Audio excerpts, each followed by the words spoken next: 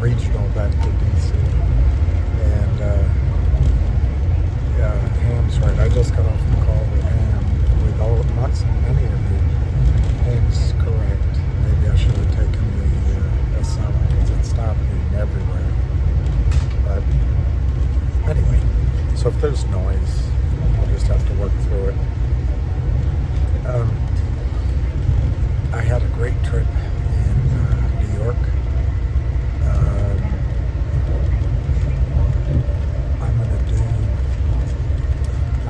When I get home, I'll do a video on Finger. I want to do a video on a better video on CAUD, and I'll do a video on LGIQ. And we can talk about the other things too. Listening to him just now, DJT sounds like a great trade. It just sounds like but don't jump in to more than you can lose, just what you can afford to lose. This video, I got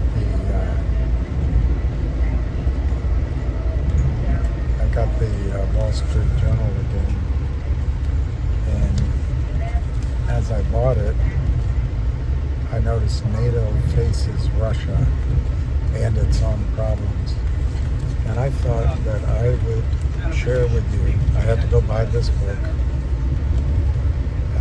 which I've already read, but I had to buy a copy so I could read it to you. So if enough of you watch this video, I will be able to pay for the cost of the book. It's a very interesting concept, and I haven't reread this in several years or whenever it came out in hardback, but I remember the concepts, and we'll see if I remember it well. But I'm going to read from this book, Prisoners of Geography. And I think had Tucker Carlson, who I admire that he got the interview with Putin, but if he had even the minimal curiosity, he could have followed up on the questioning much more effectively than he did. Or he could just listen. Listening would have been a good thing.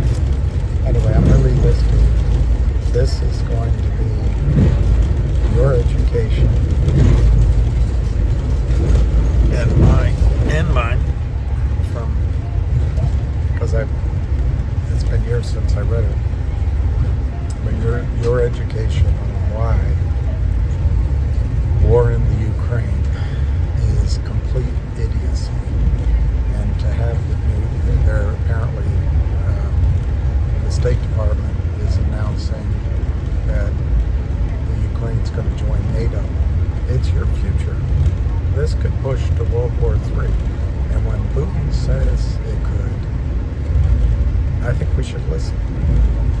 And I don't think we should get mad at him. All right, so chapter 1.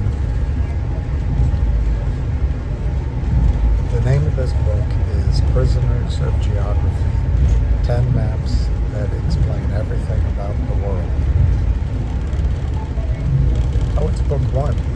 Maybe you'll have book 2. Anyway, first chapter, cutting right in, Russia. What? Russia? Yeah, Russia. Sorry. Everything's moving.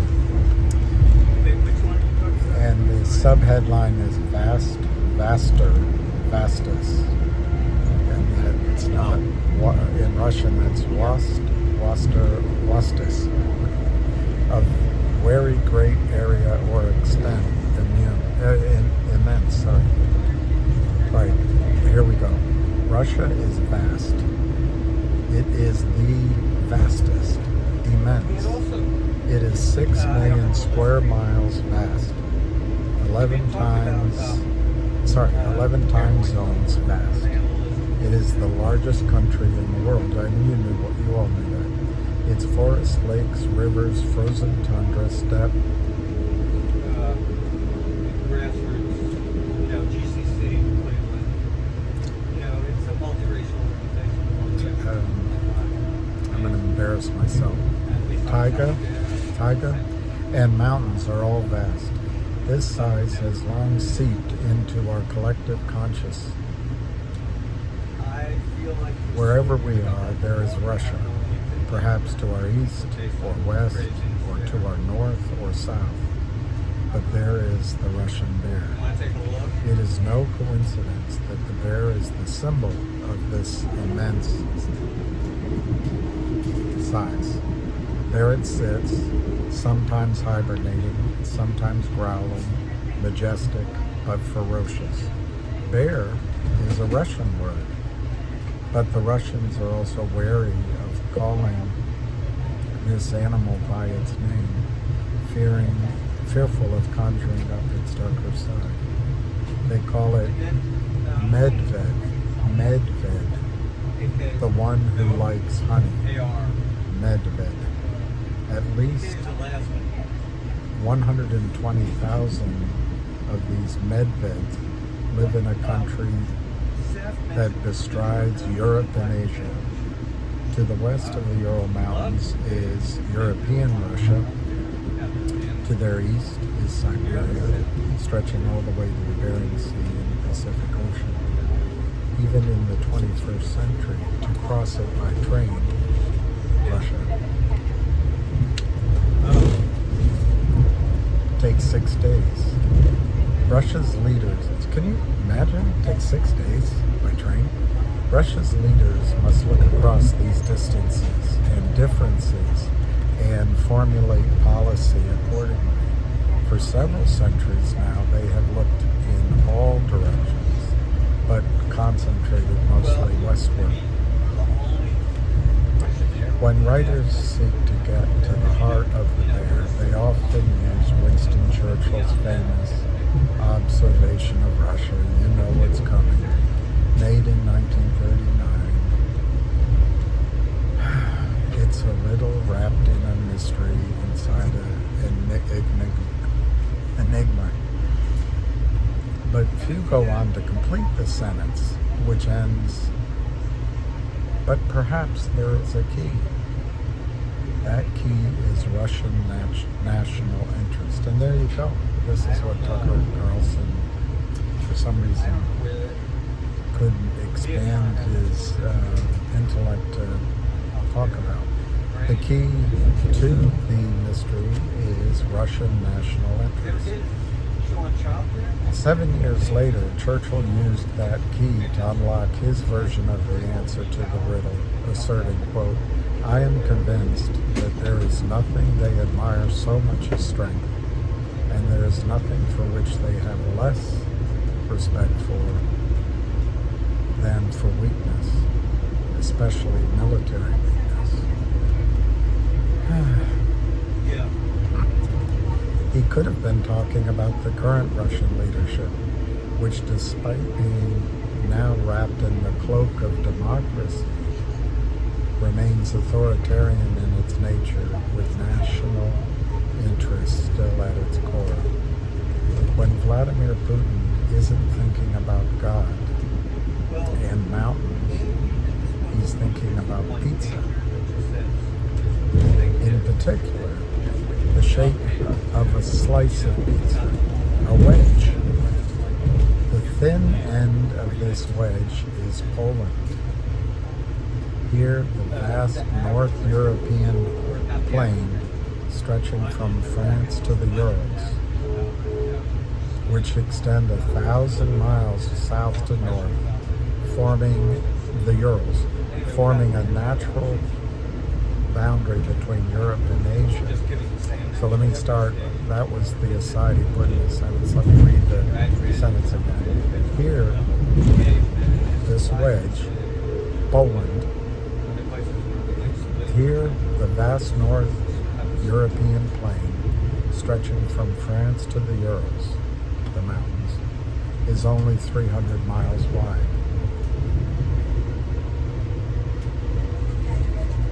It runs goes from the Baltic Sea in the north to the Carpathian Mountains in the south.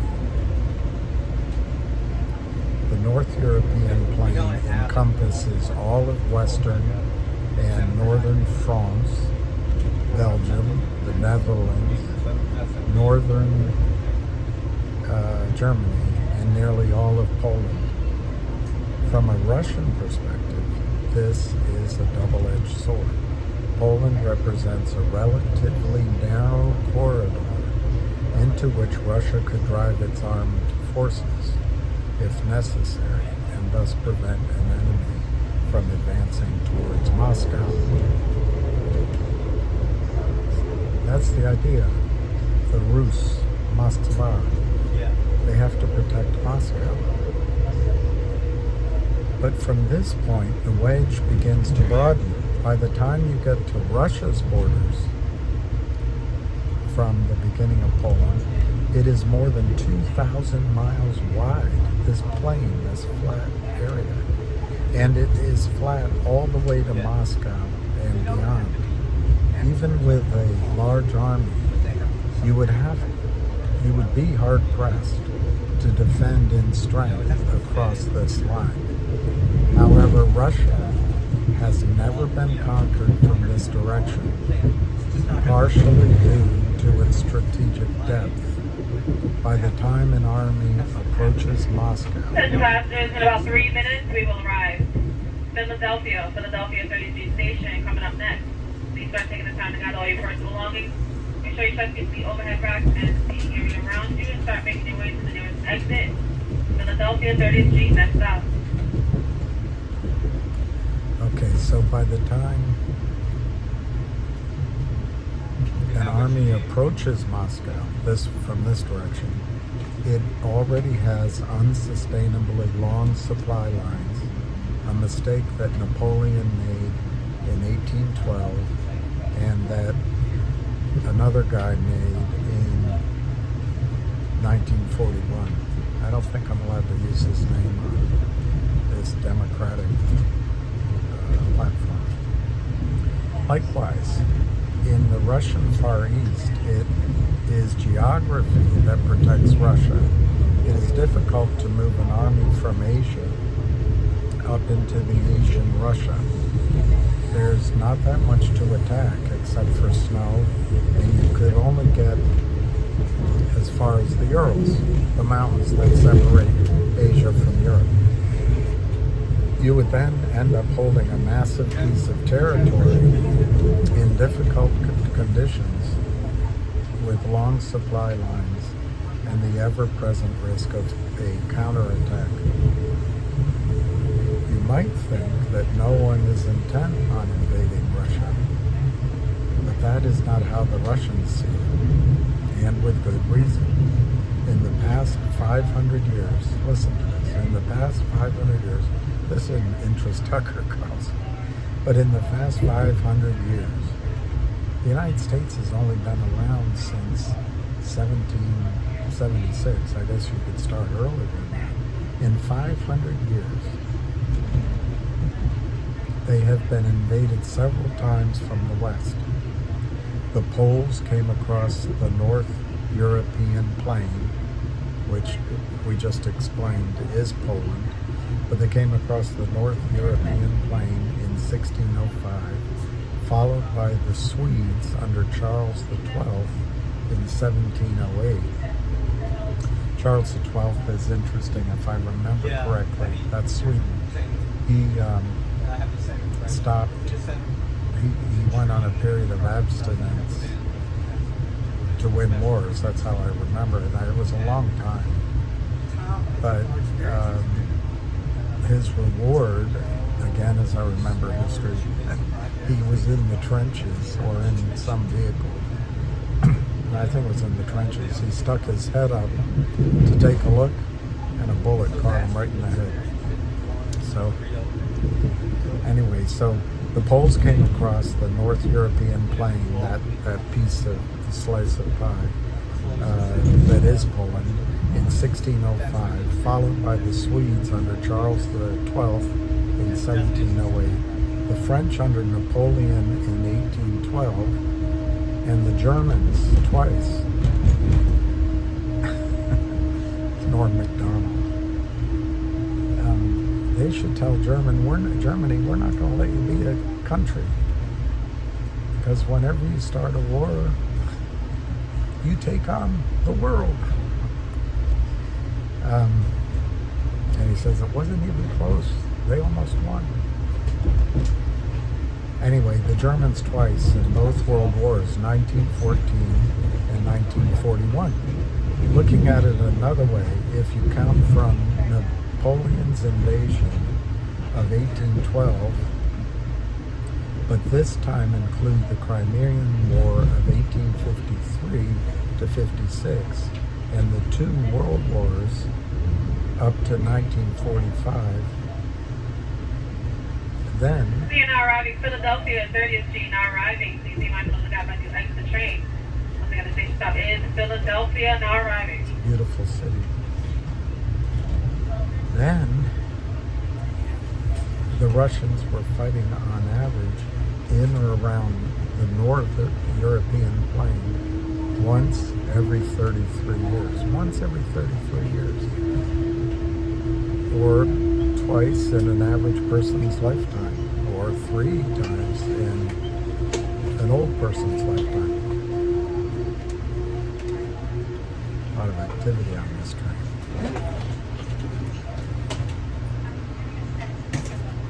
At the end of the Second World War in 1945, the Russians occupied the territory conquered from Germany in Central and Eastern Europe.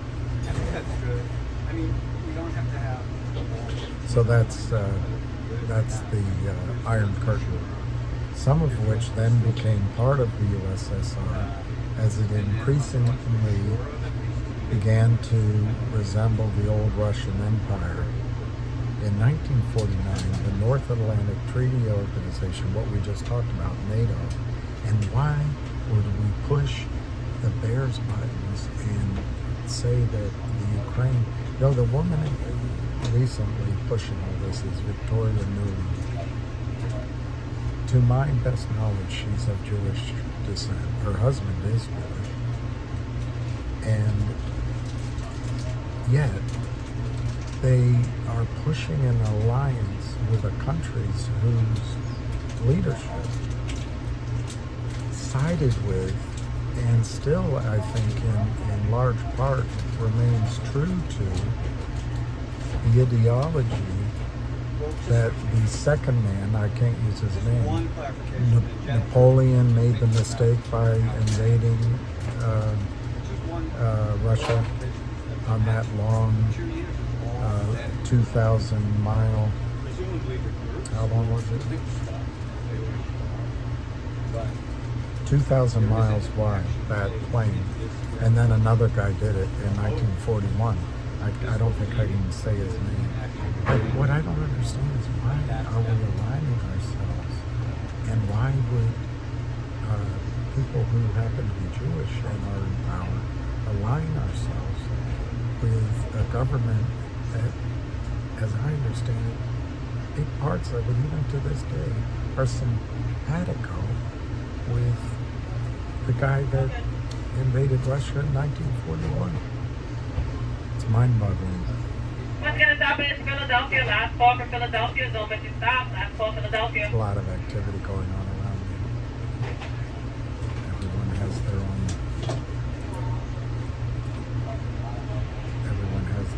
face they want to give to me. Mostly size. So anyway, another way to look at it is Russia's had to defend an invasion at once out of every 33 years. We've never, in Tucker Carlson's life, he can't remember a time the United States has been invaded.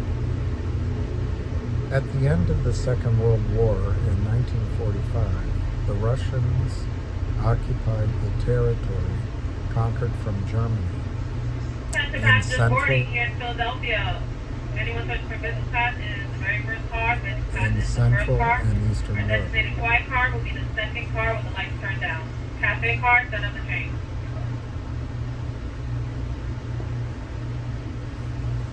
some of which became part of the USSR, as it increasingly began to resemble the old Russian Empire. In 1949, the North Atlantic Treaty Organization, NATO, was formed by an association of European and North American states for the defense of Europe and the North Atlantic against the danger of Soviet aggression. In response, most of the communist states of Europe under Russian leadership formed the Warsaw Pact in 1955, a treaty for military defense and for mutual aid, the Warsaw Pact.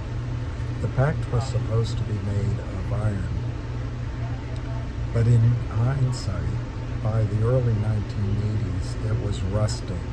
And after the fall of the Berlin Wall in 1989, it crumbled to dust. President Putin is no fan of the last Soviet president, Mikhail Gorbachev. He blames him, Gorbachev, for undermining Russian security and has referred to the breakup of the Soviet Union during the 1990s as a, quote, major geopolitical disaster of the century, unquote. Since then, the Russians have watched anxiously as NATO has crept steadily closer, incorporating countries that Russia claims it was promised would not be joining NATO. Let me again interrupt and just say that the vision's not very good, so I stumble sometimes, although maybe I would do that anyway, but I apologize in the middle and in advance. So when I said stealthily, the word was actually steadily. Anyway, so here's the list of countries that Russia claims it was promised would not join NATO. The Czech Republic, Hungary, Poland. In 1999, they did join. Bulgaria, Estonia, Latvia, Lithuania, Romania, and Slovakia in 2004. Russia says that they were promised that the Czech Republic, Hungary, Poland, Bulgaria, Estonia, Latvia, Lithuania, Romania, and Slovakia would not join NATO. And then NATO added Albania in 2009. NATO says that such assurances were not given. Russia, like all great powers, is thinking in terms of the next 100 years. What do we think in terms of? The next quarter, the next congressional election, the next marriage of Kim Kardashian, or the next awful album from Taylor Swift. I don't know. Do we plan for 100 years? I'm on a train that would probably not fit in any European country. It would be a disaster. Anyway, Russia, like all great powers, is thinking in terms of the next 100 years and understands that in that time, anything could happen. A century ago, who would have guessed that American armed forces would be stationed a few hundred miles from Moscow in Poland? A few hundred miles from Moscow in Poland. Next station stop, Wilmington, Delaware, about 20 and minutes. in the Baltic states. Please have all Philadelphia tickets out. By 2004, just 15 years after the wall came down in 1989, by 2004, every single former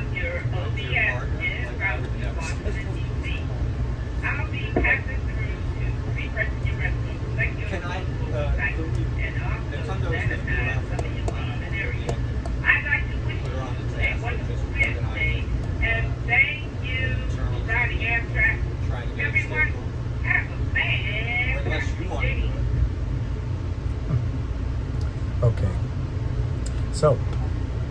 by 2004, just 15 years after the Berlin Wall fell, every single former Warsaw Pact state, that was the pact of the Eastern European states that the Soviet Union created as a buffer, every single former Warsaw Pact state, except Russia, was in NATO or the European Union.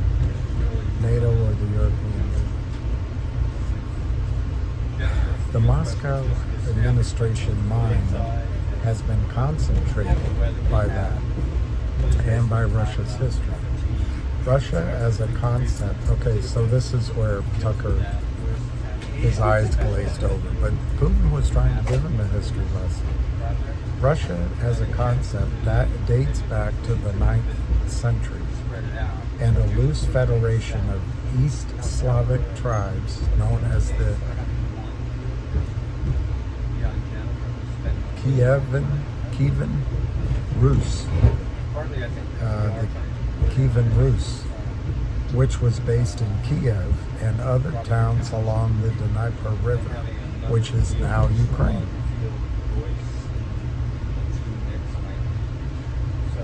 I wish I knew how to pronounce Kievan Rus, but let me read that sentence again.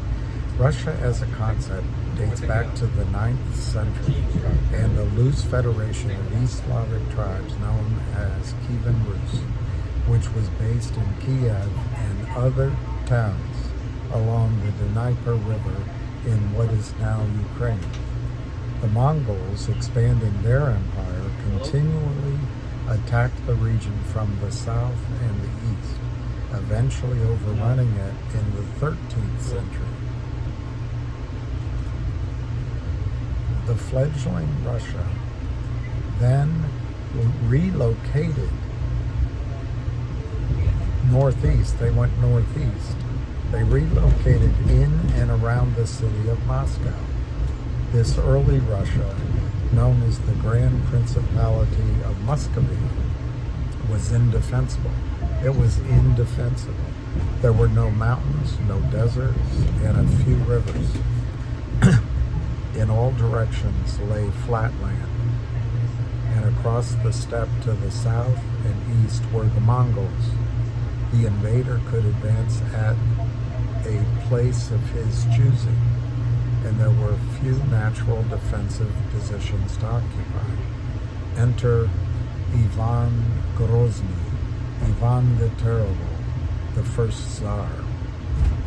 He put into practice the concept of attack as defense, i.e., beginning your expansion by consolidating at home and then moving outward. This led to greatness.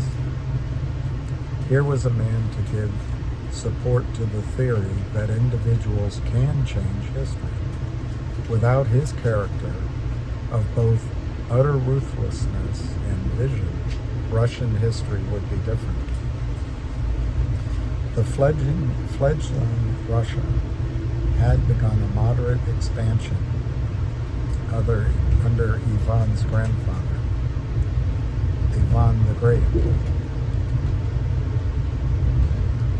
But that expansion accelerated after he came to power in 1533. So in other words, the expansion started by his grandfather, accelerated by Ivan the Terrible. When he came to power in 1533. It encroached east on the Urals, south to the Caspian Sea, and north toward the Arctic Circle. It gained access to the Caspian and later the Black Sea, thus taking advantage of the Caucasus Mountains as a partial barrier between it and the Mongols, it being Russia, the early Russian state. A military base was built in Chechnya to deter any would-be attacker, be they the Mongol Golden Horde, the Yellow Horde, the Mongol Golden Horde, the Ottoman Empire, or the Persians. They're unbelievable, this train. Unbelievable. Spend $90 billion on our train system.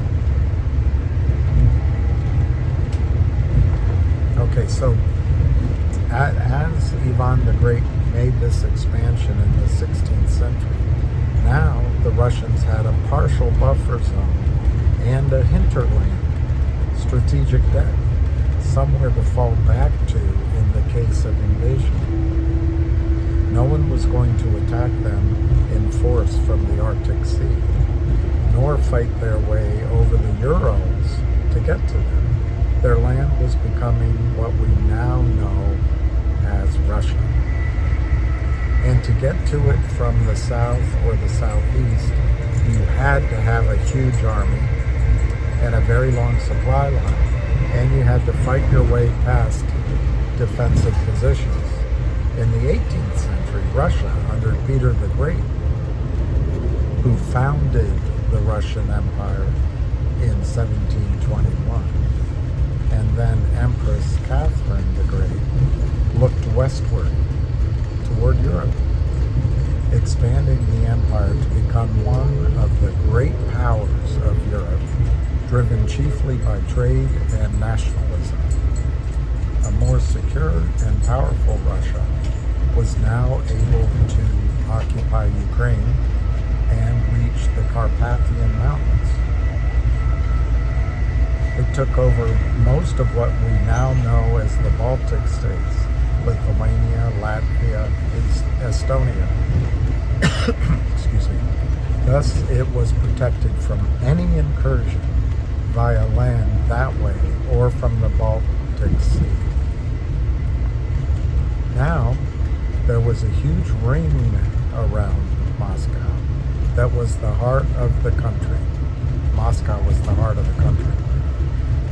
Starting at the Arctic, it came down through the Baltic region, across Ukraine, then the Carpathians, the Black Sea, the Caucasus, and the Caspian, swinging back around to the Urals, which stretched up to the Arctic Circle. In the 20th century, Communist Russia created the Soviet Union. Behind the rhetoric of workers of the world unite. Today is International Labor Day, Workers' Day. The USSR was simply the Russian Empire writ large.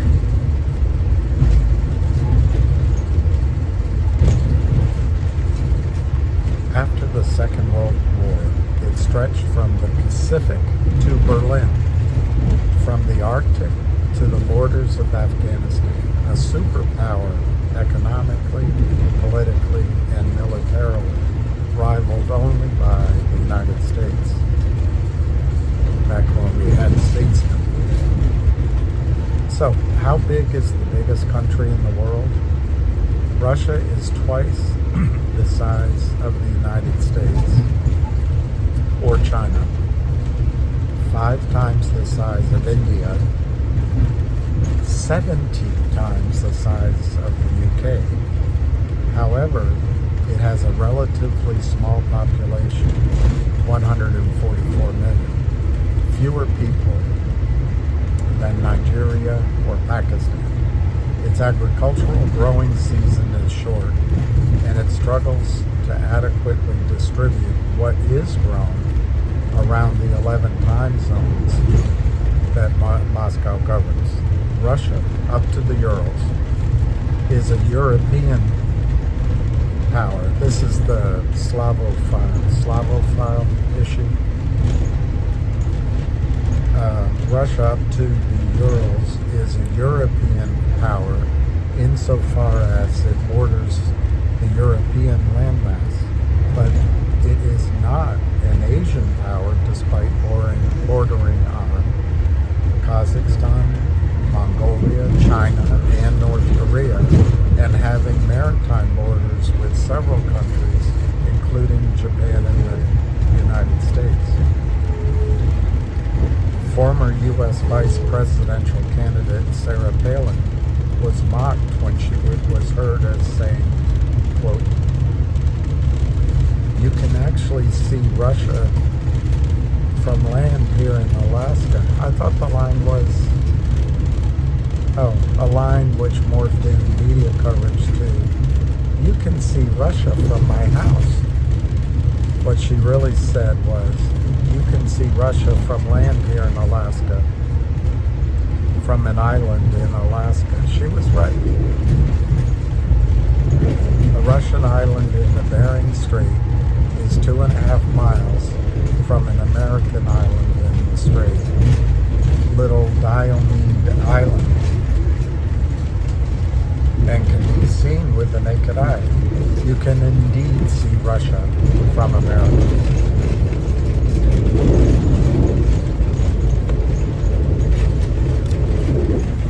This is like Putin asked Tucker Carlson, you're spending money in a war with Ukraine, don't you have better things to do with your money? I can think of one. Fix these tracks.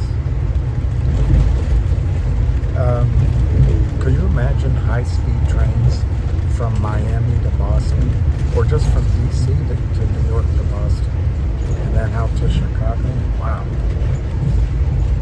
All right, high up in the Urals, there is a cross marking the place where Europe stops and Asia starts. When the skies are clear, it is a beautiful spot, and you can see through the fir trees for miles toward the east. In winter, it is snow-covered, as is the Siberian plain. You see below you stretching toward the city of Yekaterinburg. Tourists like to visit to put one foot in Europe and one foot in Asia. It is a reminder of just how big Russia is when you realize that the cross is placed merely a quarter of the way into the country.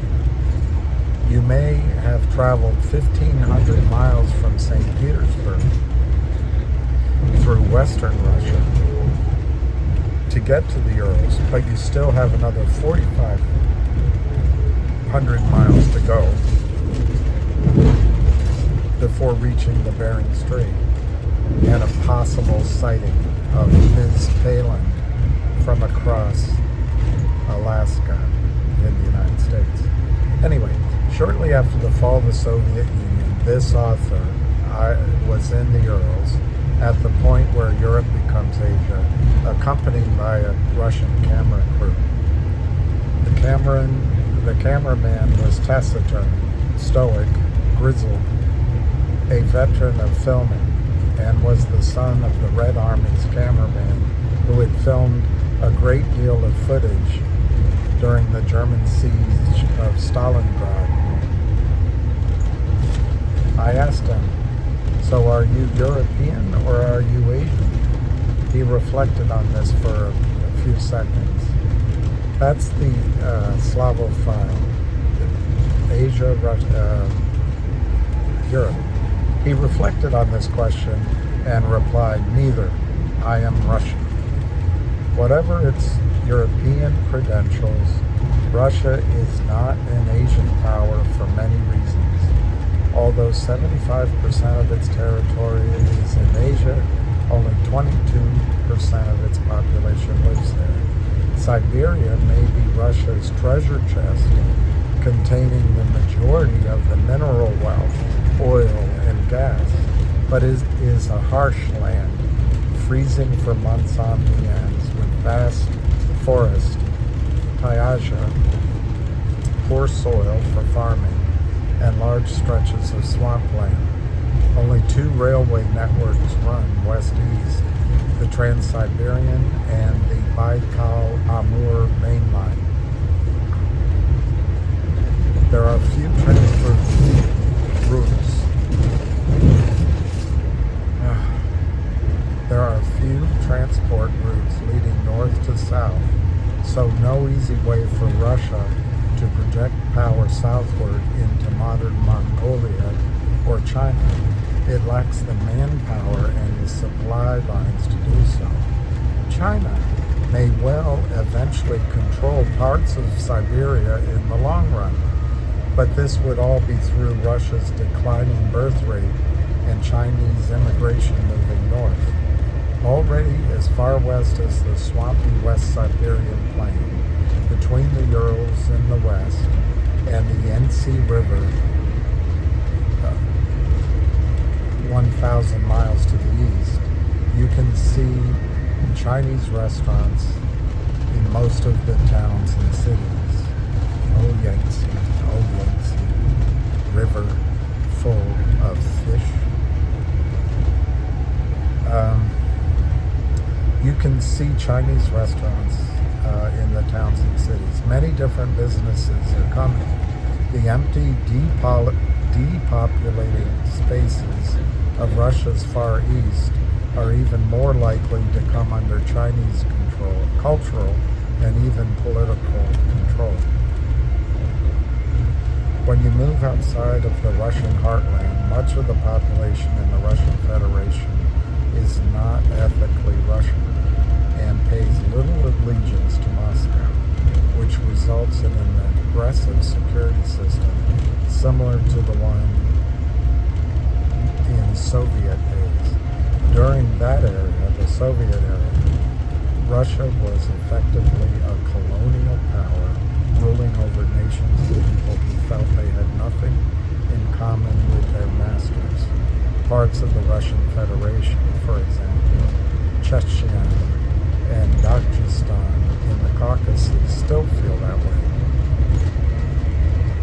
Late in the last century overstretch, spending more money than was available, the economics of the madhouse in a land not designed for people, and defeat in the mountains of Afghanistan. Of course, our Popinjay president took us in Afghanistan, and this president took us out.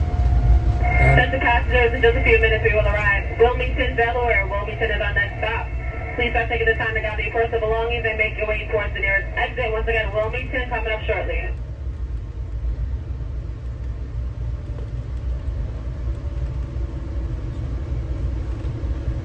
Anyway, defeat in the mountains of Afghanistan led to the fall of the USSR and saw the Russian Empire shrink back to the shape, more or less, of the pre-communist era, with its European borders ending at Estonia, Latvia, Belarus, Ukraine, Georgia, and Azerbaijan. The Soviet invasion of Afghanistan in 1979, in support of the communist Afghan government against anti-communist Muslim generals, had never been about bringing the joy of Marxist-Leninism to Afghan people. It was always about ensuring that Moscow controlled that space in order to prevent anyone else from doing so. Crucially, the invasion of Afghanistan also gave hope to the great Russian dream of its army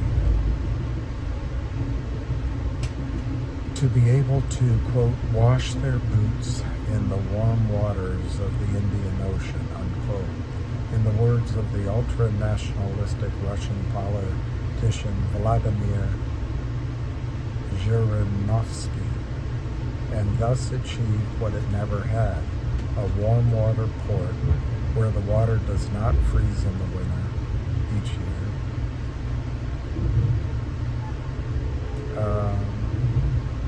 With free access to the world's major trading zones. The ports on the Arctic, such as Murmansk, freeze for several months each year. Vladivostok, the largest Russian port on the Pacific Ocean, is ice-locked for about 4 months and is enclosed by the Sea of Japan, which is dominated by the Japanese. This does not just halt the flow of trade. We are now arriving Wilmington, Delaware. Now arriving Wilmington, Delaware. Please be mindful of the gap as you exit the train. Once again, the stop is Wilmington. Now arriving.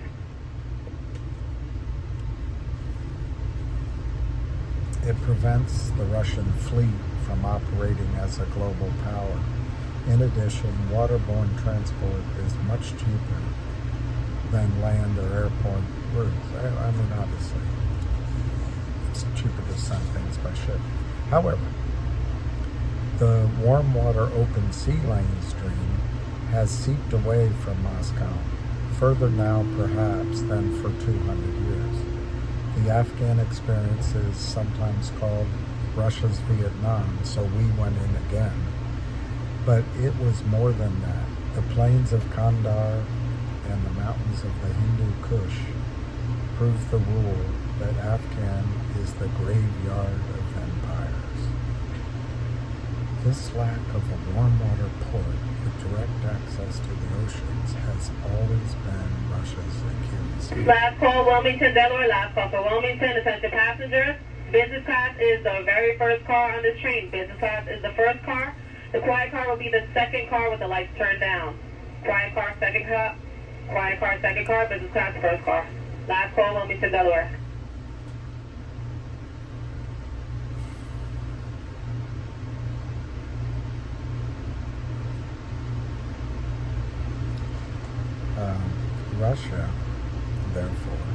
Russia is at a geographical disadvantage, saved from being a much weaker power only because of its oil and gas. No wonder the forged will of Peter the Great advises his descendants to, quote, approach as near as possible to Constantinople and India. Whoever governs there will be the true sovereign of the world. So Constantinople is Istanbul. So in other words, move the country as close to Istanbul or India. According to Peter the Great, whoever governs there will be the true sovereign of the world. Consequently, next stop, Baltimore Penn Station, Baltimore, about 45 minutes, Baltimore next. Consequently, he goes on in his will, excite continual wars, not only in Turkey, but in Persia, penetrate as far as the Persian Gulf, advance as far as India. Unquote. When the Soviet Union broke apart, it split into 15 countries. Geography had its revenge on the ideology of the Soviets, and a more logical picture reappeared on the map, one where mountains, rivers, lakes, and seas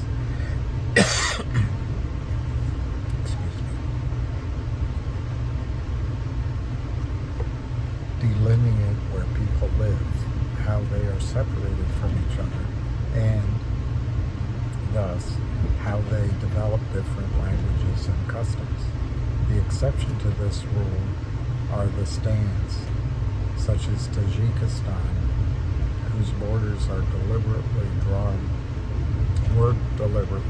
by Stalin, so as to weaken each state by ensuring it had large minorities of people from other states.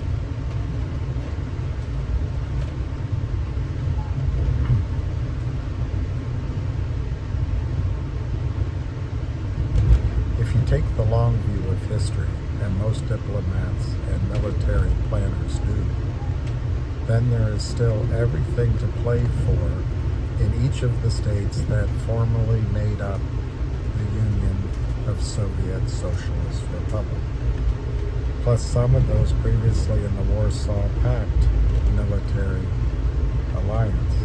They can be divided three ways: those that are neutral, the pro-Western group, and the pro-Russian camp.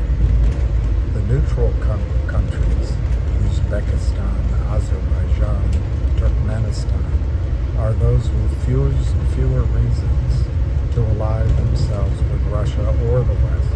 This is because all three produce their own energy and are not beholden to either side for their security or trade.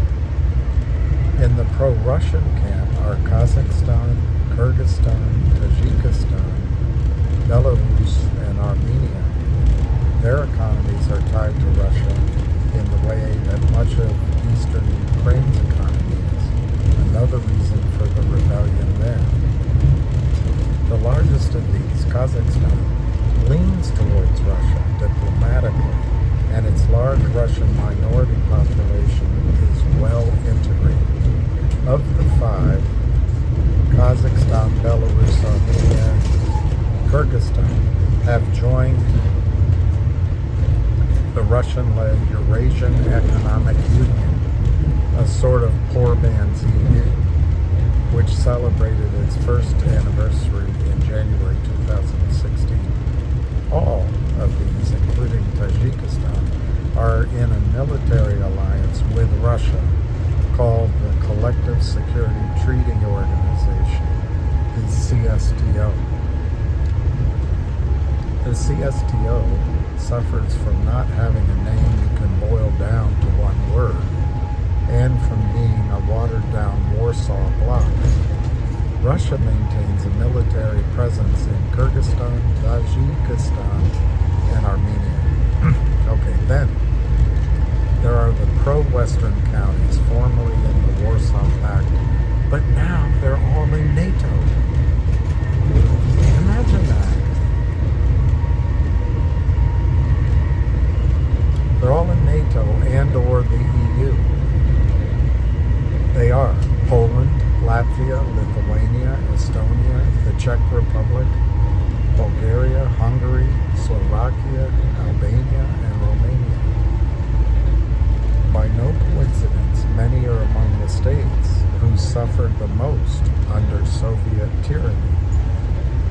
Add to these Georgia, Ukraine, and Moldova, who would all also like to join both organizations but are being held at arm's length because of their geographic proximity to Russia, and because all three have Russian troops or pro-Russian militia on their soil.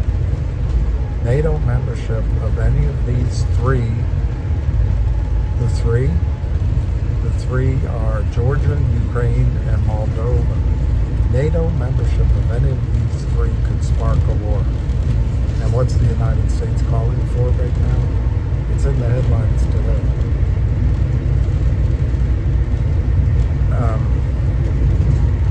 They're taking us to war to save the base. All of this explains why, in 2013, as the political battle for the direction of the Ukraine heated up, Moscow concentrated hard. As long as a pro-Russian government held sway in Kiev, the Russians could be confident that its buffer zone would remain intact and guard the northern European plain. As long as a pro-Russian government held sway in Kiev, the Russians could be confident that its buffer zone, Kiev, the Ukraine, would remain intact and guard the North European plain. Even a studiously neutral Ukraine, which would promise not to join the EU or NATO and to uphold the lease Russia had on the warm water port at Sevastopol in Crimea, would be acceptable. That Ukraine was reliant on Russia for energy also made it increasingly acceptable for a neutral stance, albeit it's still irritating. But a pro-Western Ukraine with ambitions to join the two great Western alliances, and by doing so would also throw doubt into Russia's access to its Black Sea port, a Ukraine that one day might even host a NATO naval base. This could not stand. This could not stand. President Viktor Yanukovych of Ukraine tried to play both sides. He flirted with the West, but played homage to Moscow. Thus Putin tolerated him. When he came close to signing a massive trade agreement with the EU, one which could lead to membership, Putin began turning the screw.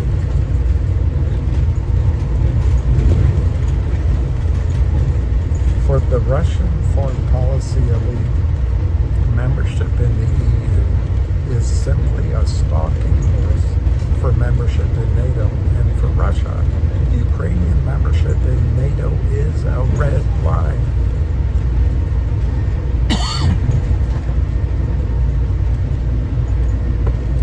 But read the headlines. We're pushing for Ukraine to be in NATO. Why are we pushing for nuclear war? You think you can survive it?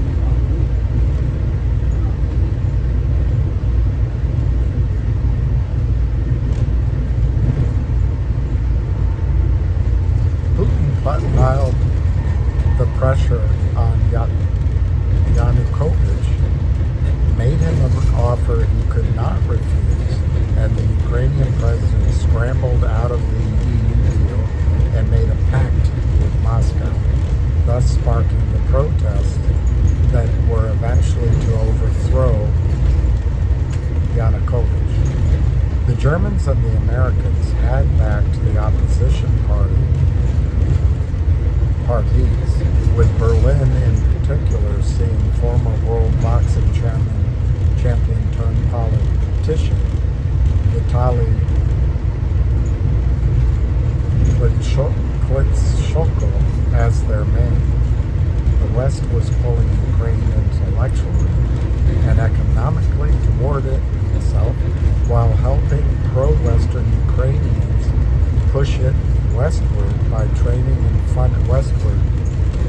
and funding some of the domestic opposition groups. Street fighting erupted in Kiev and demonstrations across the country grew. In the East, crowds came out to support the president. In the west of the countries, in cities such as Lviv, which used to be in Poland, they were busy trying to rid themselves of any pro-Russian influence. By mid-February 2014, Lviv and other urban areas were no longer controlled by the government. Then on February 22, after dozens of deaths in Kiev, the president, fearing for his life, fled.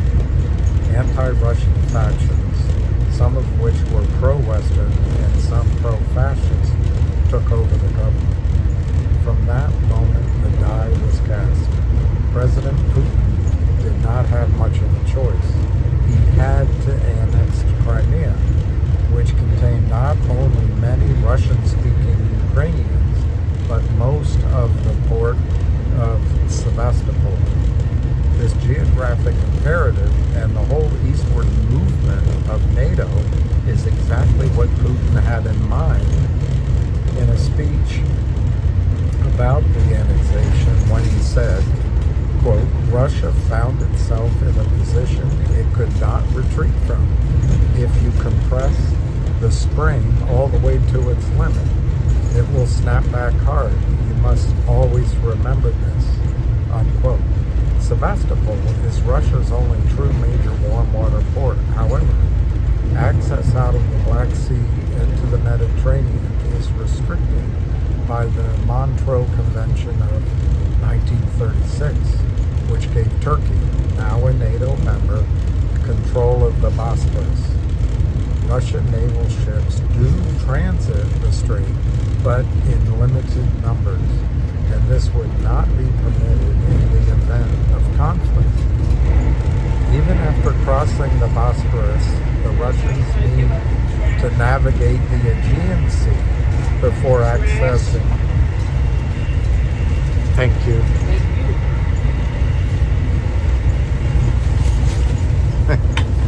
There you go.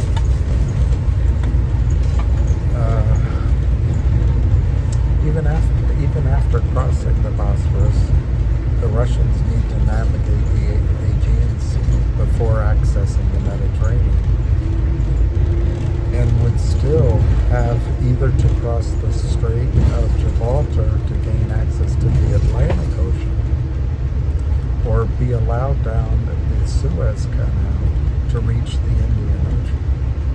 The Russians do have a small naval presence in Tartus on Syria's Mediterranean coast. This partially explains their support for the Syrian government when fighting broke out in 2011. But this force is a limited supply and replenishment base, not a major force. Another strategic problem is that in the event of war, the Russian Navy cannot get out of the Baltic Sea. The narrow strait is controlled by NATO members Denmark and Norway, and even if the ships made it, the route to the Atlantic goes through what is known as the GIUK, the Greenland, Iceland, UK Gap in the North Sea, which we will see more of in another chapter. Having annexed Crimea, the Russians are wasting no time. They are building up the Black Sea Fleet at Sevastopol and constructing a new naval port in the Russian city of Novorossiysk, which, although it does not have a natural deep harbor, will give the Russians extra capacity. 80 new ships are being commissioned, as well as several submarines. The fleet will still not be strong enough to break out of the Black Sea during wartime, but its capacity is increasing. In July 2015, Russia published its new naval doctrine, and there, right at the top of the list of threats to Russian interests, was NATO. It called NATO's positioning of troops and hardware closer to its borders inadmissible, which was just short of fighting talk. To counter this, in the next decade, we can expect to see the United States encouraging its NATO partner, Romania, to boost its fleet in the Black Sea, while relying on Turkey to hold the line across the Bosphorus. Crimea was part of Russia for two centuries, before being granted to the Soviet Republic of Ukraine in 1954 by President Khrushchev, at a time when it was envisioned that the Soviet man would live forever and so be controlled by Moscow forever. Now that Ukraine was no longer Soviet, nor even pro-Russian, Putin knew the situation had to change. Did the Western diplomats know? If they didn't, then they were unaware of Rule A, Lesson 1 in diplomacy for beginners. When faced with what is considered an existential threat, a great power will use force.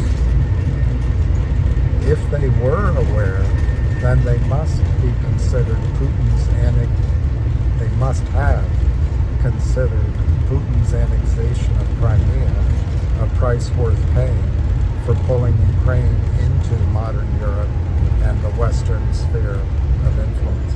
In addition to my eyesight, the whole thing is vibrating, so I lose my place in the sentences. A generous view is the United States and the Europeans were looking forward to welcoming Ukraine into the democratic world as a full member of its liberal institutions and the rule of law, and that there isn't much Moscow could do about it. That is a view that does not take into account the fact that geopolitics still exist in the 21st century and that Russia does not play by the rule of law. I'm not so sure about that, but we'll go with his point. They don't play with the rules that we want to put on them. Flushed with victory, the new interim Ukrainian government had immediately made some foolish statements, not least of which was the intention to abolish Russia to abolish the Russian language as the official second language in various regions, given that these regions were those with the most Russian speakers and pro-Russian sentiment, and indeed included Crimea. This was bound to spark a backlash. It also gave Russian President Putin the propaganda he needed to make the case that ethnic Russians inside Ukraine needed to be protected. The Kremlin has a law that compels the government to protect so-called ethnic Russians. The definition of that term is by design hard to come by because it will be defined as Russia chooses in each of the potential crises that may erupt in the former Soviet Union. When it suits the Kremlin, they will be defined simply as people who speak Russian as their first language. At other times, the new citizenship law will be used, which states that if your grandparents lived in Russia and Russian is your native language, you can take Russian citizenship. Given that, as the crises arise, people will be inclined to accept Russian passports to hedge their bets. This will be a lever for Russian entry into the conflict. Approximately 60% of Crimea's population is ethnically Russian, so the Kremlin was pushing against an open door. Putin helped the anti-Kiev demonstrations and stirred up so much trouble that eventually he, quote, had to send his troops out of the confines of the naval base and onto the streets to help the people. The Ukrainian military in the area was in no shape to take on both the people and the Russian army, and they swiftly withdrew. Crimea was once again de facto a part of Russia. You can make the argument that President Putin did have a choice.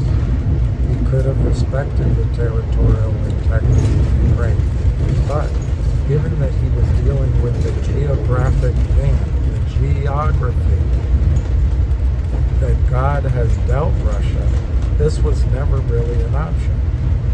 He would not be the man who, quote, lost Crimea, and with it, the only proper warm water port his country had access to. No one rode to the rescue of Ukraine as it lost territory equivalent to the size of Belgium or to the state of Maryland. Ukraine and its neighbors knew a geographic truth that unless you are in NATO, Moscow is near, and Washington, D.C. is far away. For Russia, this was an existential matter. They could not cope with losing Crimea, but the West could.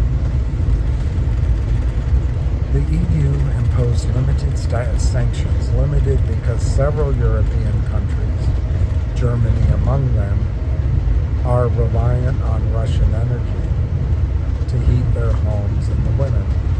The pipelines run east to west, and the Kremlin can always turn the taps off.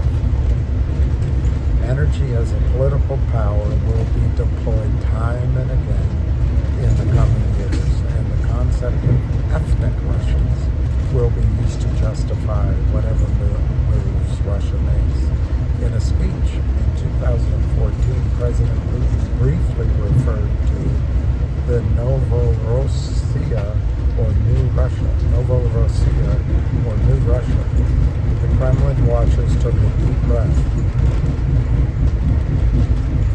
He had revived the geographic title given to what is now southern and eastern Ukraine, which Russia had won from the Ottoman Empire during the reign of Catherine the Great in the late 18th century. Catherine went on to settle Russians in these regions and demanded that Russian be the first language. Novorossiya was ceded to the newly formed Ukraine so Socialist Republic only in 1922. Why? Asked Putin rhetorically. Let God judge them. In his speech, he listed the Ukrainian regions of Kharkiv, Luhansk, Donetsk, Kherson, Mykolaiv, and Odessa before saying, quote, Russia lost these territories for various reasons, but the people remained, unquote. Several million ethnic Russians still remain inside what was the USSR, but outside of Russia. It is no surprise that after seizing Crimea, Russia went on to encourage the uprisings by pro-Russians in the Ukraine, eastern industrial heartlands in Luhansk and Donetsk. Russia could easily drive militarily all the way to the eastern bank of the Dnieper River in Kiev, but it does not need the headache that it would bring. It is far less painful and cheaper to encourage unrest in the eastern borders of Ukraine and remind Kiev who controls energy supplies, to ensure that Kiev's infatuation with the flirtatious West does not turn into a marriage consummated in the chambers of the EU or NATO. Just read the headlines, what we're pushing for, we're calling for, and saying that we won't back down. We're going to make sure that Ukraine becomes a member of NATO. Okay, covert support for the uprising in eastern Ukraine was also logistically simple and had the added benefit of deniability on the international stage. Barefaced lying in the Great Chamber of the UN Security Council is simple. If your opponent does not have concrete proof of your actions, and more importantly, does not want concrete proof in case he or she has something to do about it. Many politicians in the West breathed a sigh of relief and muttered quietly, thank goodness Ukraine isn't in NATO, or we would have had that. The annexation of Crimea show how Russia is prepared for military action to defend what it sees as its interests in what it calls the near abroad. It took a rational gamble that outside powers would not intervene, and Crimea was quote-unquote doable.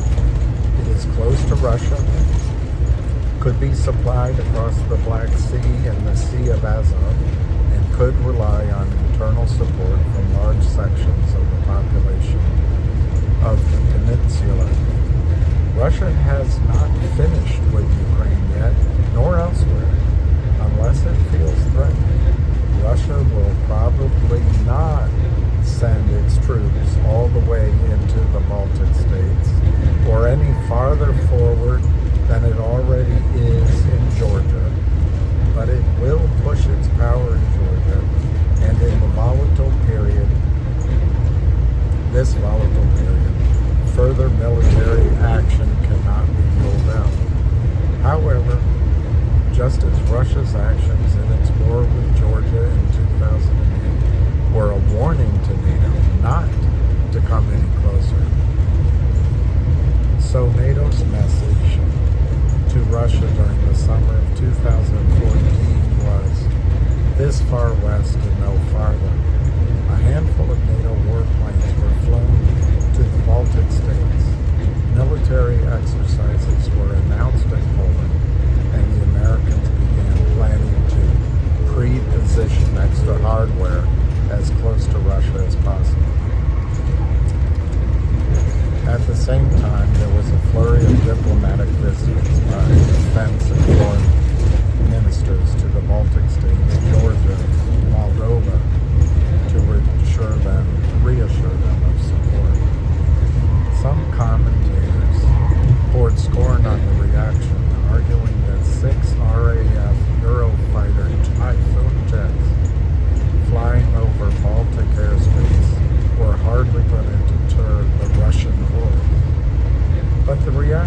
was about diplomatic signaling, and the signal was clear.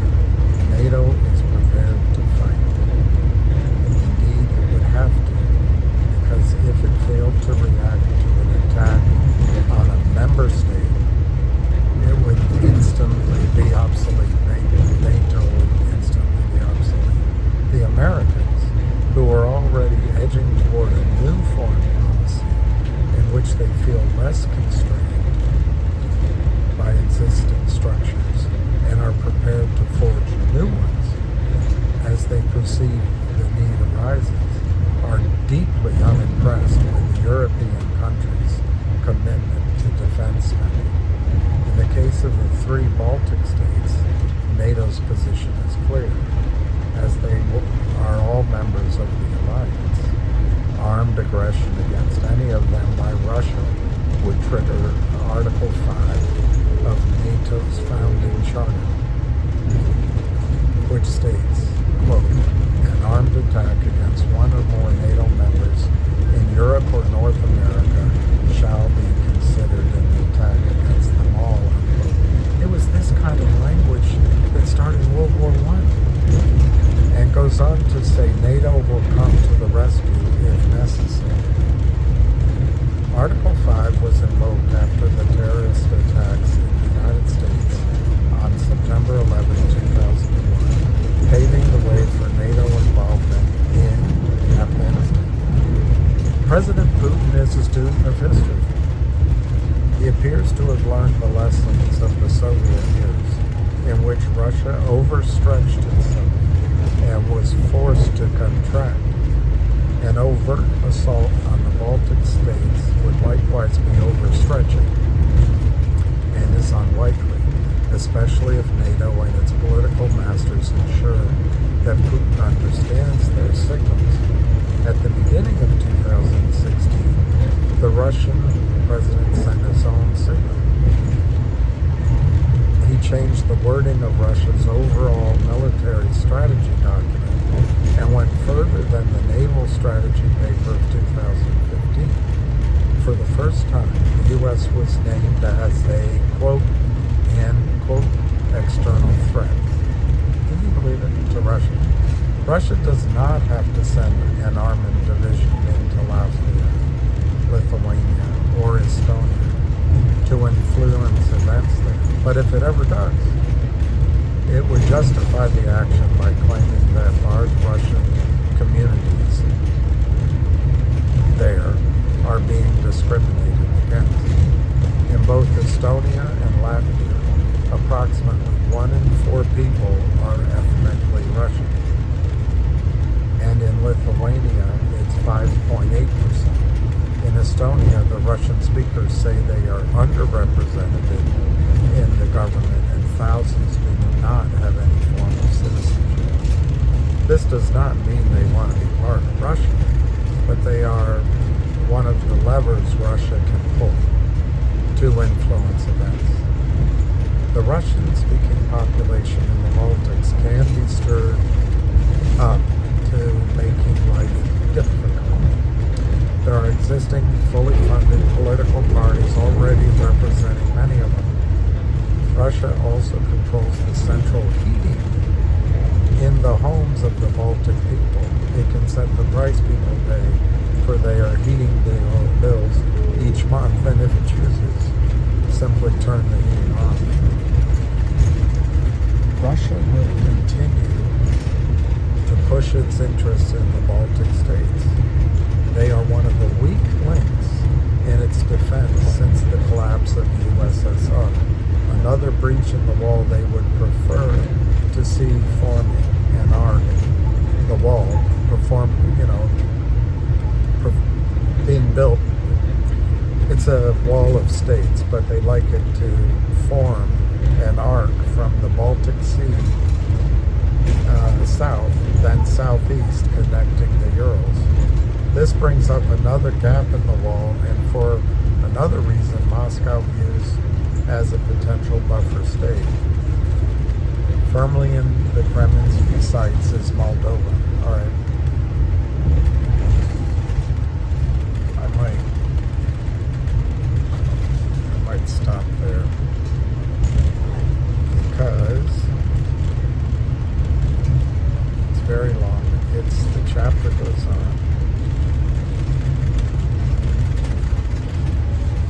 I could finish it. I'll finish it. Here's the map.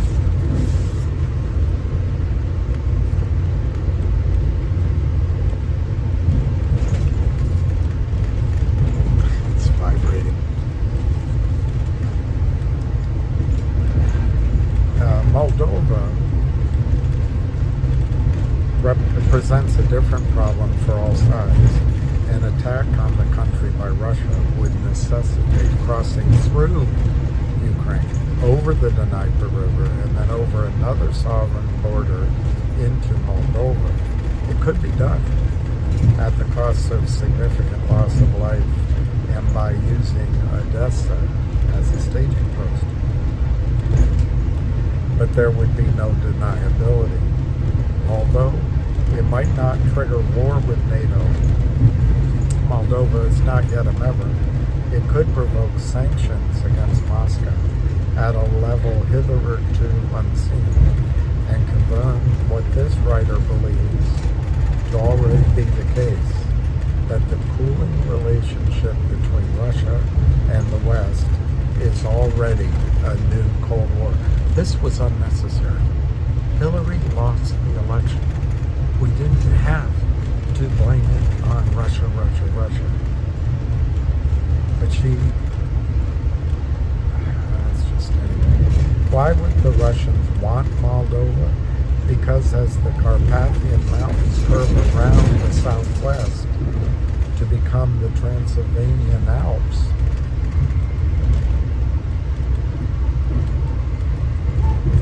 to the southeast, there is a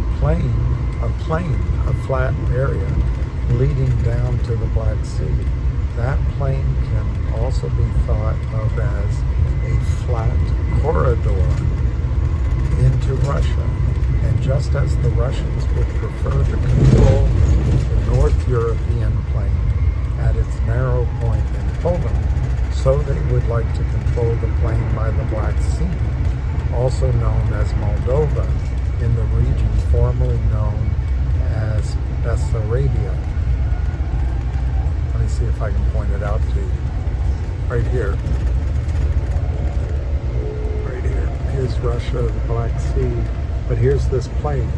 So that armies can come through the Ukraine and right into Russia on their way to Moscow.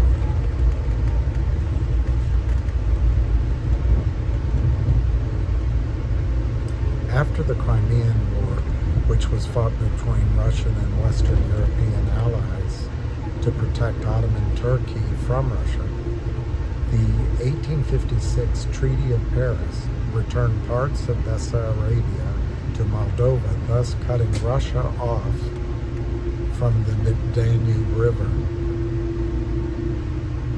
It took Russia almost a century to regain access to it.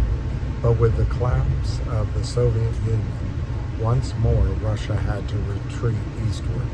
However, in effect, the Russians do already control part of Moldova, a region called Transnistria, part of the Moldova East, and it's east of the Dniester River that borders Ukraine.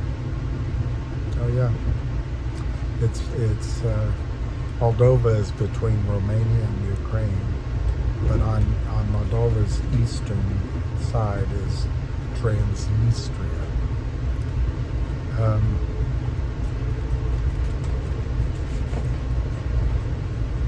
Stalin, man of steel, in his wisdom settled large numbers of Russians there, just as he had in Crimea after deporting much of the Tatar population. Modern Transnistria is now at least 50% Russian or Ukrainian speaking, and that part of the population is pro-Russian. When Moldova became independent in 1991, the Russian-speaking population rebelled, and after a brief period of fighting, declared a breakaway Republic of Transnistria. It helped that Russia had soldiers there, and Russia retains a force of 2,000 troops there to this day. All right. Russian military advance in Moldova is unlikely, but the Kremlin can and does use its economic muscle and the volatile situation in Transnistria to try to influence the Moldovan government not to join the EU or NATO. Moldova is reliant on Russia for its energy needs. Its crops go eastward, and Russia imports of the excellent Moldovan wine tend to rise or fall according to the state of the relationship between the two countries. Across the Black Sea from Moldova lies another wine-producing nation, Georgia. It's not high on Russia's list of places to control for two reasons. First, the Georgia-Russian War of 2008 left large part of the country occupied by Russian troops, who now fully control the regions of Abkhazia and South Ossetia. Second, it lies south of the Caucasus Mountains, and Russia also has troops stationed in neighboring Armenia. Moscow would prefer an extra layer to their buffer zone, but can live without taking the rest of Georgia. That situation could potentially change. Attention passengers, in just a few minutes we will arrive at Baltimore Penn Station. If this is your stop, please start taking the time to gather all your personal belongings and make your way towards the nearest exit. Once again, Baltimore Penn Station. Next stop, Baltimore next. It could potentially change if Georgia looked close to becoming a NATO member. This is precisely why it has so far been rebuffed by the NATO governments, which are keen to avoid the inevitable conflict with Russia. A majority of the population in Georgia would like closer ties with EU countries, but the shock of the 2008 war, when then President Mikhail Saakashvili naively thought the Americans might ride to his rescue after he provoked the Russians, has caused many to consider hedging their bets. May be a safer path. In 2013, they elected a government and a president. Georgy Margvelashvili. Sorry about that. Far more conciliatory to Moscow. As in the Ukraine, people instinctively know the truism everywhere in the neighborhood recognizes that Washington is far away and Moscow is near. Russia's most powerful weapons now, leaving to one side nuclear missiles, are not the Russian Army and Air Force, but gas and oil. Russia is second only to the United States as the world's biggest supplier of natural gas, and of course it uses this leverage to its advantage. The better your relations with Russia, the less you pay for energy. Here now arriving Baltimore Penn Station, now arriving Baltimore Penn Station. Please be mindful of that. As you exit the train, once again the stop is Baltimore, now arriving. For example, Finland gets a better deal than the Baltic states. This policy has been used so aggressively, and Russia has such a hold over Europe's energy needs that moves are afoot to blunt its impact. Many countries in Europe are attempting to wean themselves off their dependency on Russian energy, not via alternative pipelines from less aggressive countries, but by building ports. On average, 25% of this is for U.S. gas, I'm assuming. On average, 25% of Europe's gas and oil comes from Russia, but often the closer a country is to Moscow, the greater the dependency. This in turn reduces that country's foreign policy options. Latvia, Slovakia, Finland, and Estonia are 100% reliant on Russian gas. The Czech Republic, Bulgaria, and Lithuania are 80% dependent, and Greece, Austria, and Hungary 60%. About half of Germany's gas comes from Russia, which, along with extensive trade deals, is part Once of again, this stop is Baltimore Penn Station. Last call for Baltimore Penn Station. Don't miss your stop. Our next station stop in about 10 minutes will be BWI Thurgood Marshall Airport. The airport is the next stop. You can get off now.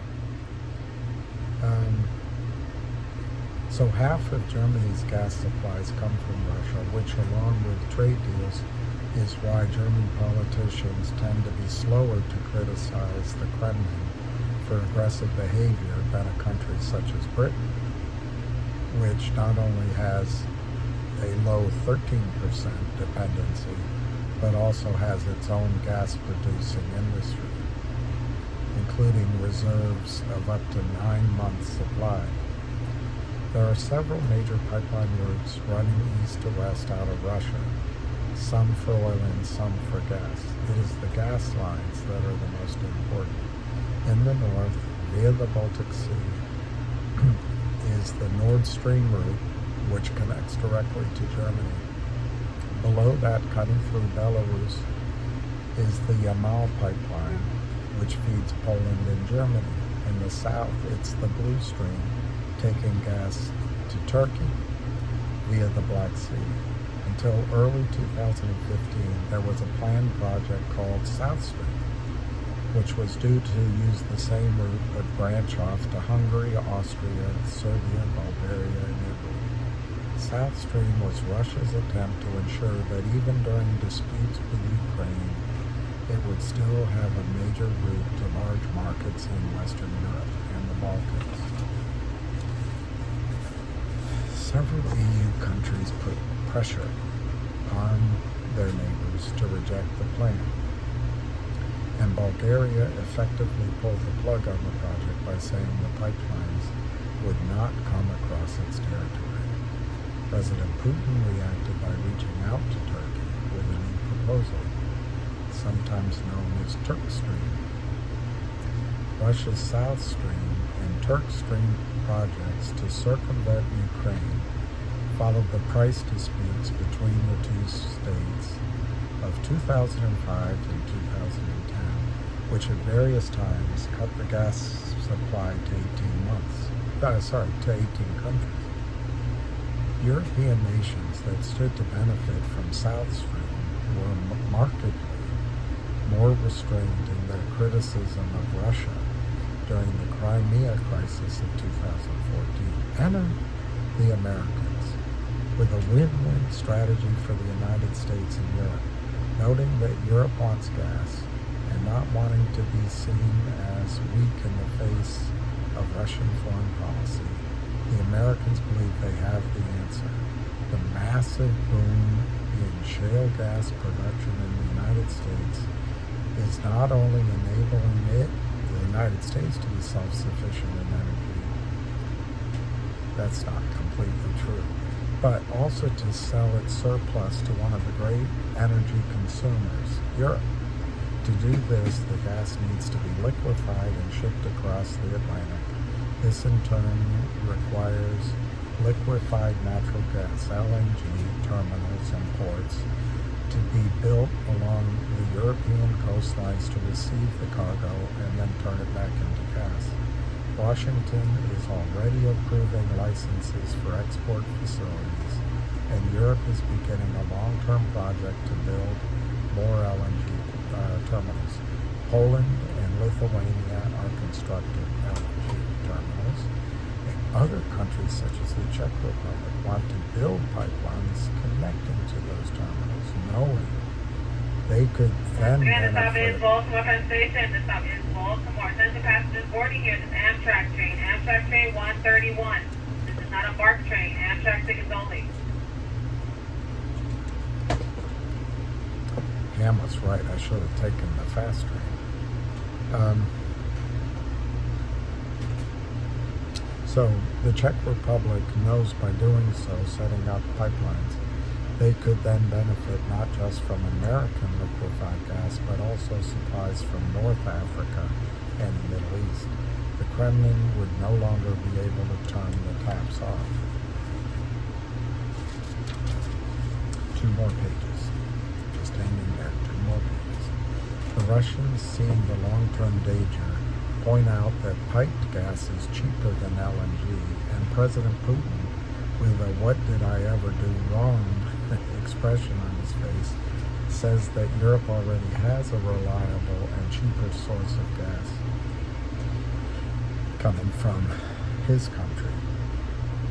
LNG is unlikely to completely replace Russian gas, but it will strengthen what is a weak European hand, and both in price negotiation and foreign policy. To prepare for a potential reduction in revenue, Russia is planning pipelines heading southeast, and hopes increase for sales to China, which has already happened since this was written.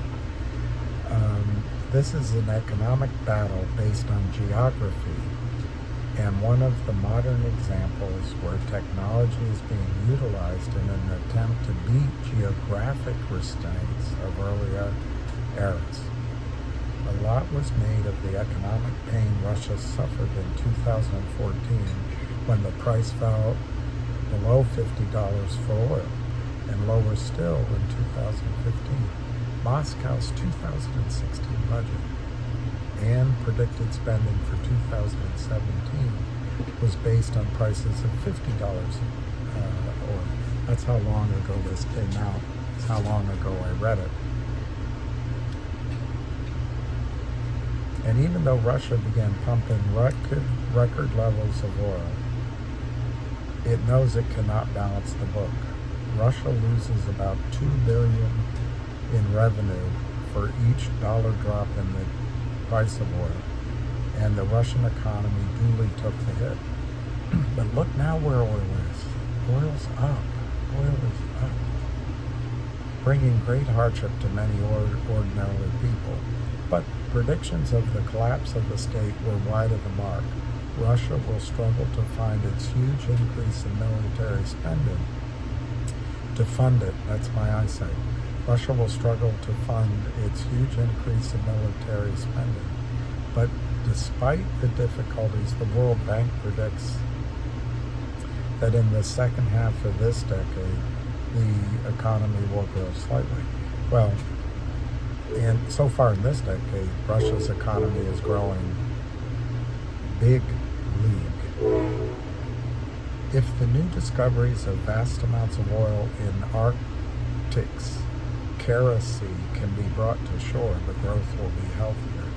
Away from the heartland, Russia does have a global political reach and uses its influence, notably in Latin America, where it buddies up to whichever South American country has the least friendly relationship with the United States. For example, Venezuela. It tries to check American moves in the Middle East, or at least ensure it has a say in matters in the Middle East. It is spending massively on Russian Arctic military forces, which we're not doing. We have oil up there too, Canada, and it consistently takes an interest in Greenland to maintain its territorial claims. Since the fall of communism,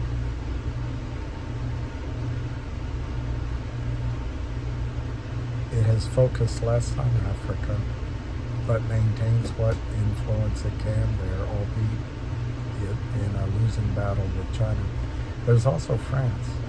This guy doesn't talk about it, but the French have an empire in Africa, and I think some of their drive for the Ukrainian war is to counteract Russian influence in Africa. Okay, competitors they may be, but the two giants, China and Russia, also cooperate on various levels. Moscow, knowing that Europeans have a long-term ambition to wean themselves off dependency on Russian energy, is looking to China as an alternative consumer. So basically, Moscow knows that China Moscow, knowing that Europeans have a Next long... stop, BWI Tucker Carlson Airport, approximately 10 minutes, BWI next. Oh, Russia's looking to China as an alternative consumer of oil and gas because they know Europe wants to buy our gas. China has the upper hand in what is a buyer's market, not for long, but the lines of communications are cordial and well used. From 2018, Russia will supply China with 38 billion cubic billion cubic meters of gas a year in a $400 billion US dollar 30-year deal. The days when Russia was considered a military threat to China have passed, and the idea of Russian troops occupying Manchuria, as they did in 1945, is inconceivable. Although they do keep a wary eye on each other in places in which each would like to be the dominant power, such as Kazakhstan. However, they are not in competition for the ideological leadership of global communism, and this has freed each side to cooperate at a military level where their interests coincide. What seems like an odd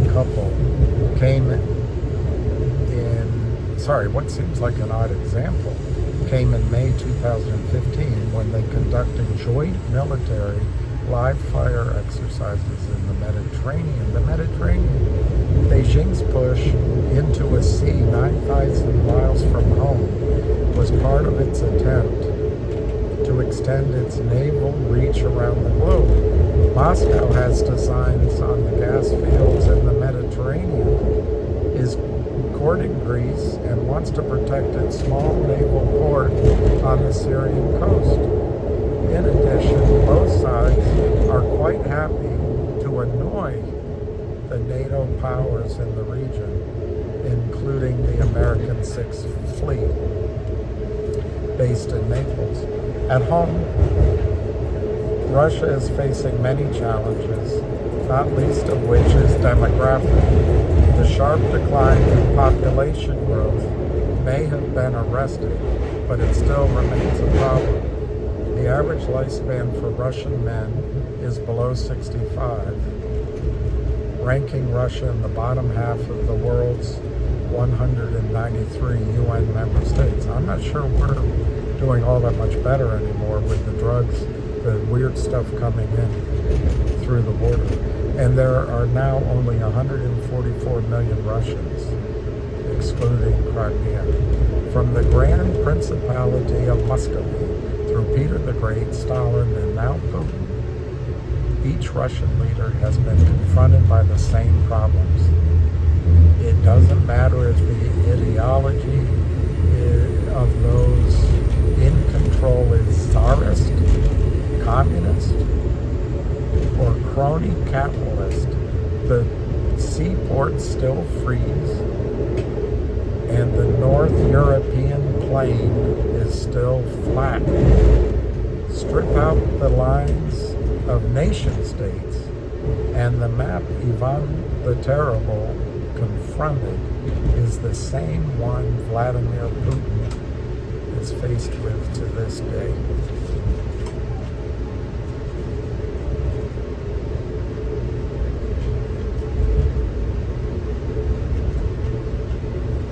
So basically, this map is smaller than it was in the other. But basically, the point is, the reason the Ukraine and this area is important, one for the ports, but also because armies have invaded this way before. It's to secure Moscow. It's to secure Moscow. And, I'm not going to add a lot of commentary because this is long, but apparently Bill Clinton promised, I guess George Bush too, but Bill Clinton promised that the borders and the boundary of NATO would not move eastward. And we didn't keep that promise. as I read to you, there's 3 states that are a red line, and Ukraine is one of them. I don't know if it's in this newspaper, but the United States is, as of today, calling for Ukraine to be in NATO. It's war. But what I wanted, with that long reading, if you listened, and if you didn't, I don't blame you. I'm on a train, you probably couldn't hear. But what I wanted to get across from this book is that a lot of foreign policy, a lot of military policy, a lot of diplomacy is just by accident. Russia has the right to protect its borders, and I guess that's the bottom line point of my long read. So I'm going to leave it there.